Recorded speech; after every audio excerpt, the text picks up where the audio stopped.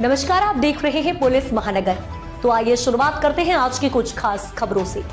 पुणे शहर के मुंडवा क्षेत्र में भूमि खरीद के मामले में स्टाम्प शुल्क की चोरी सामने आई है। शुल्क विभाग ने इस मामले में मेरी अध्यक्षता में एक समिति गठित की है जो 7 दिनों में रिपोर्ट देगी।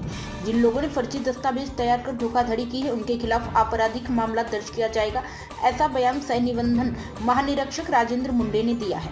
पुणे जिलाधिकारी की ओर से इस संदर्भ में रिपोर्ट सौंपी गई, जिसमें स्पष्ट रूप से कहा गया है कि भूमि लेन देन में अनियमितता हुई है। इस कारण उप मुख्यमंत्री अजीत पवार के पुत्र पार्थ पवार की कंपनी के लिए की गई इस जमीन में खरीद में बड़ा वित्तीय घोटाला सामने आया। इस पर अजीत पवार ने खुद के मामले से अलग बताया है, जबकि पार्थ पवार कल प्रेस कॉन्फ्रेंस कर अपनी भूमिका स्पष्ट करेंगे।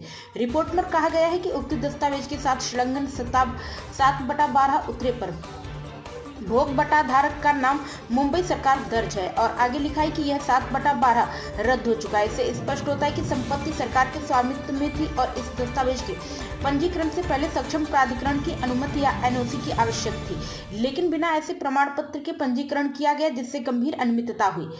इस प्रकरण में तत्कालीन सहायक उप पंजीयक रविंद्र तारू को निलंबित कर दिया गया है। विभाग ने कहा है कि जो भी दोषी होगा उसके खिलाफ कार्यवाही की जाएगी। 2023 की औद्योगिक नीति के अनुसार डेटा सेंटर और आईटी कंपनियों के लिए स्टाम्प शुल्क में छूट दी गई है। कंपनी इस छूट के लिए पत्र दिया था। अब इस पर उद्योग विभाग से स्पष्टीकरण मांगा जाएगा। रिपोर्ट के अनुसार यह लेन देन तकनीकी रूप से जटिल है और इसमें झूठ दस्तावेजों का उपयोग किया गया है। इसके लिए कंपनी के खिलाफ भी आपराधिक मामला दर्ज हो सकता है। इसके अनुसार स्टाम्प शुल्क में छूट लेकर केवल 500 के स्टाम्प पर पंजीकरण किया गया। हालांकि रिपोर्ट में कहा गया है कि भले ही स्टाम्प शुल्क में छूट मान्य नहीं थी, 1% स्थानीय संस्था कर और 1% मेट्रो कर, कुल 6 करोड़ की छूट नहीं दी जा सकती थी। इस प्रकार सरकार को लगभग 6 करोड़ का नुकसान हुआ, ऐसे जिलाधिकारी की रिपोर्ट में उल्लेख किया गया है। अब तक की खबरों में बस इतना ही। ऐसे ही खबरों के लिए बने रहें हमारे साथ। तब तक के लिए नमस्कार।